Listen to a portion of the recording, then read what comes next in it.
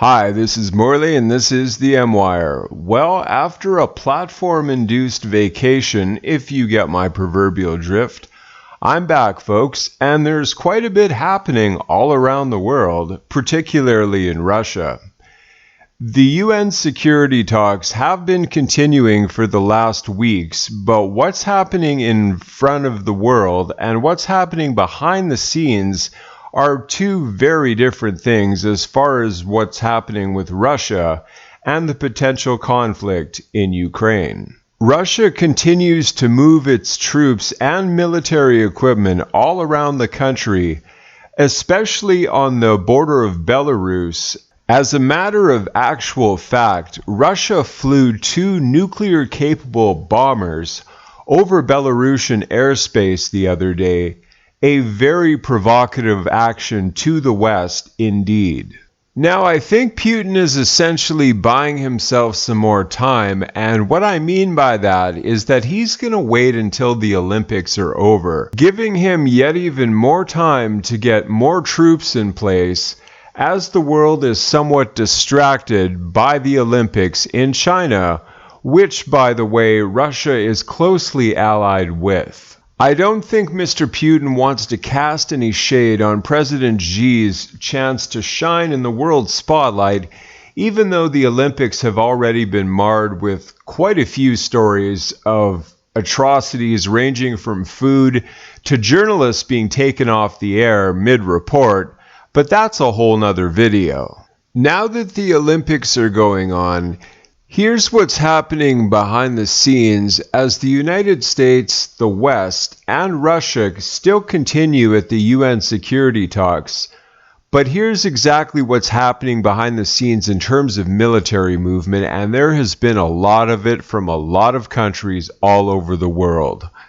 6 ships just docked in Syria, so that means that they've just continued a 11,000-mile nautical journey and now are basically refueling and getting supplies as they plan to head out again. I'm going to get into this detailed article from Politico, and this is going to explain fully what the United States have been doing as of recently militarily, as well as other countries, because this situation still continues to generate a lot of uncertainty as to what's potentially going to happen in the Baltic states, particularly with Belarus, as there is a lot of equipment movement going to that area currently.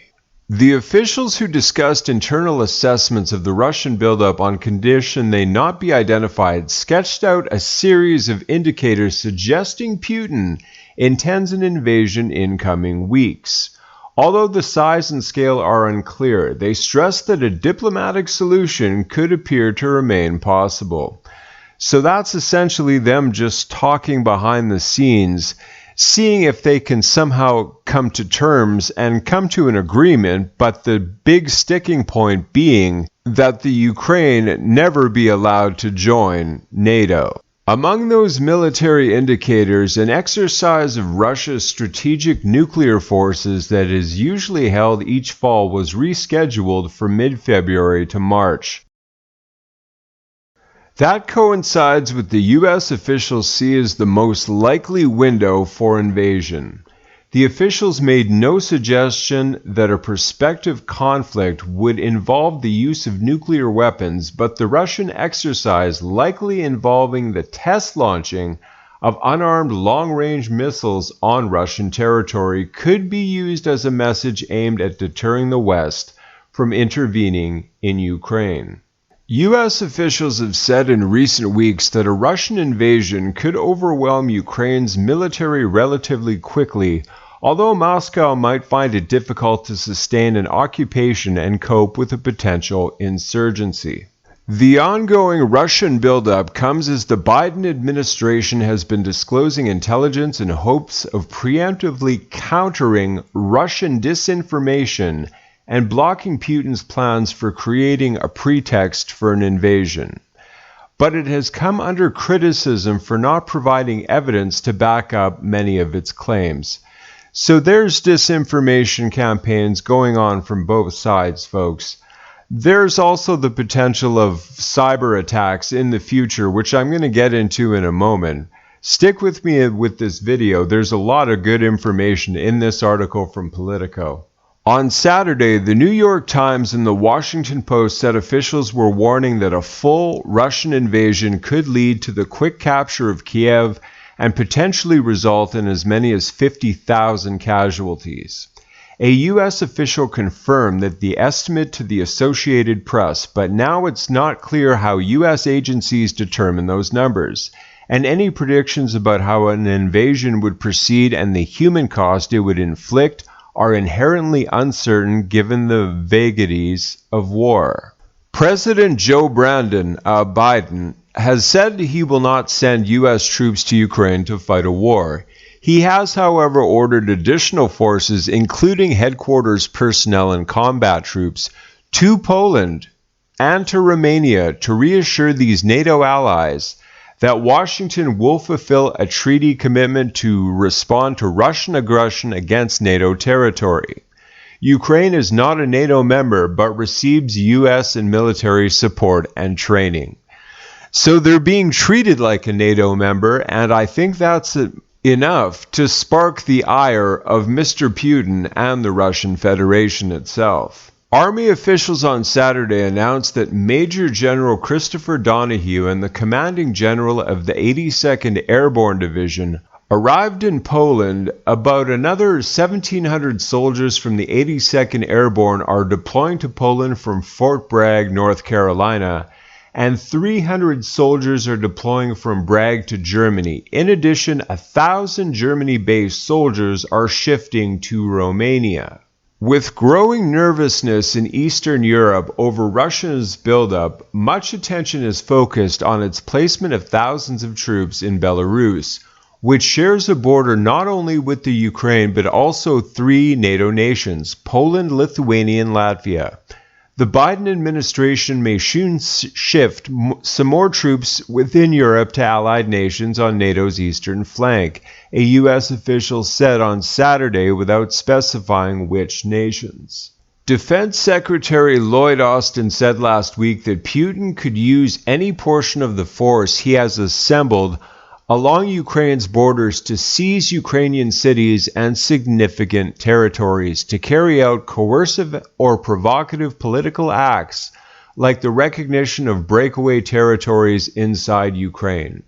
More recently, other U.S. officials provided a more detailed breakdown of Russia's continuing force buildup, of U.S. assessments and the prospects of war, and the U.S. view of Putin's approach to the crisis. The officials reiterated what other Biden administration officials have been saying for weeks, that they don't believe Putin has made a final decision to invade Ukraine.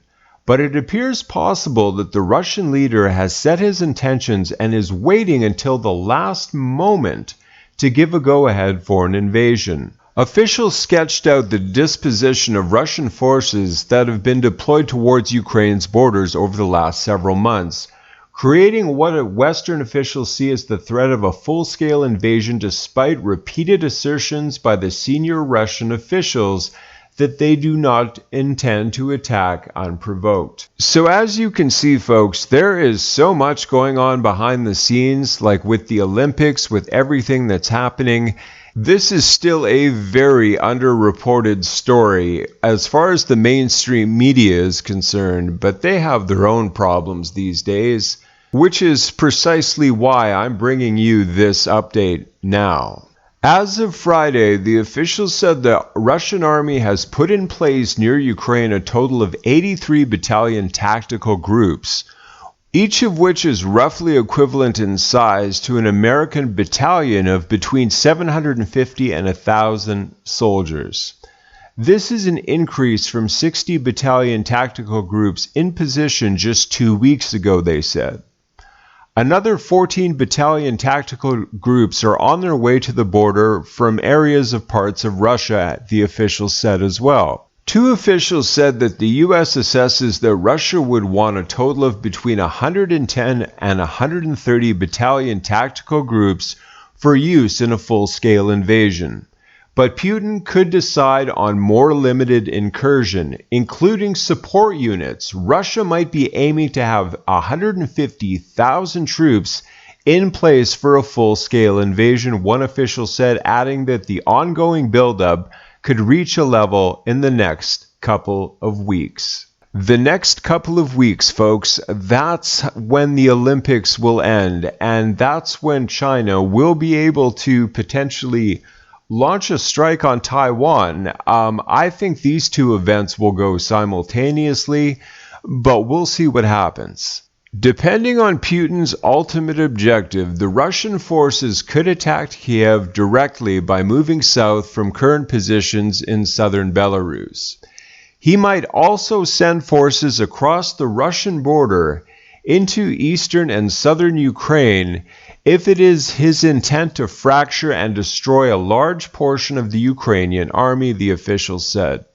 On the lower end of the scale of military action, Putin might order sabotage, cyber attacks, and other destabilizing actions inside Ukraine with the goal of removing the current government in Kiev, officials have said. While there's already been cyber attacks, such as the one on the Ministry of Foreign Affairs in Canada, as well as other countries as well, including the Ukraine. So that's already in play. That doesn't have to wait for anything. That's been happening, because that appears to be how warfare is fought in the 21st century.